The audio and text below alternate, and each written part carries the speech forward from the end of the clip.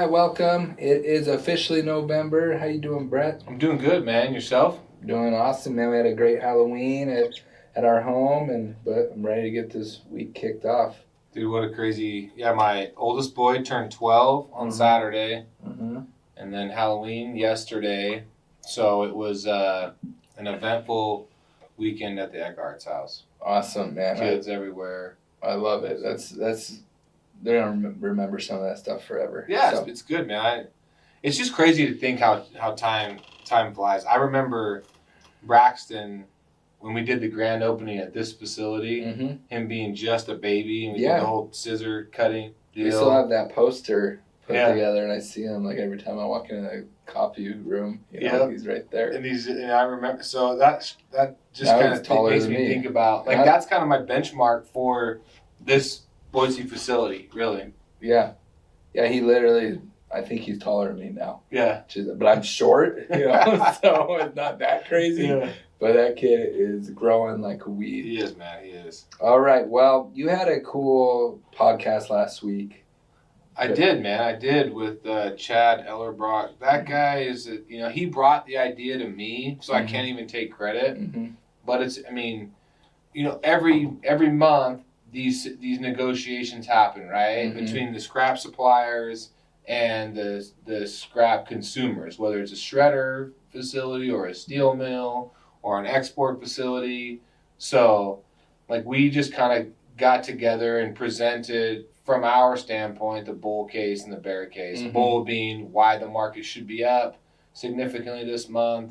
The bear case, what's kind of pouring some cold water on what we anticipate to be a pretty good up movement this month. That's a cool idea. I'm excited to see that come through every month. Do you think? But you still are real confident in this month, Ferris-wise. I feel it's going to be strong. I feel like the steel mills are going to have to pay a decent price.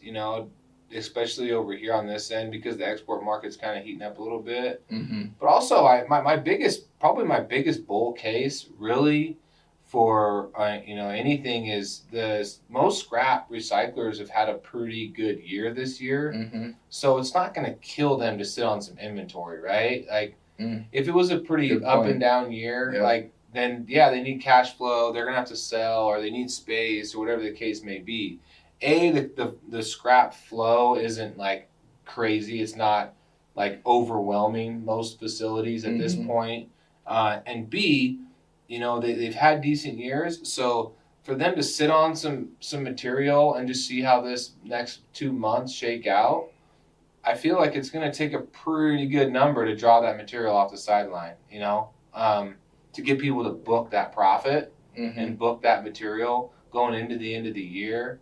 And basically recognize that gain. So, well, cool. Hopefully we see some good up numbers. I mean, I've been telling our customers, that's what we anticipate, but we never know till it happens, because we've seen that. We've kind of got screwed ourselves before, where we're like, oh, we know it's going to be up, I'll pay you this, and then it's like, nope, sideways, and we're like, you just got to live with it. But we saw copper cool off.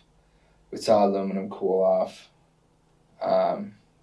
Non-ferrous wise, it was kind of, they took some gas out of it the last week or two, really. But overall, it's really strong still. It's just, do you know why? What do you have an opinion on why copper cooled so quickly? Well, I think it's like people trade momentum, and that was kind of the hot deal there for a while, and people were really diving into the low inventories in the COMEX warehouse, and depending on the demand situation, everything getting electrified and this and that. I mean, really, I think it was a matter of that was the hot trade. It got pushed real hard, real quick, and then China and some other people came out and took the gas out of it. Well, I think the general consensus is that that's a great long-term trade. I think we're going to have some bumps in the road. It's going to be some ups and some downs, but generally speaking, copper as a metal in the next 5 to 20 years is going to be absolutely humongous. Just because if you want to electrify everything, Mm-hmm. you need two metals. You got to have copper, and a certain amount you got to have silver. Yep. Which we don't talk a lot about on this show because it's not an area that we deal with much. But copper for sure is going to be humongous. And that's one of the reasons why we've invested so heavily in copper as a metal, whether it's processing it through our wire choppers or, going out and getting it. I mean, we feel like that's kind of one of the metals of the future. Absolutely. Well, next week we'll have some answers on ferrous, and we'll let everyone know what all the base metals do. Yes, sir. Thank you. Have a great week, everybody.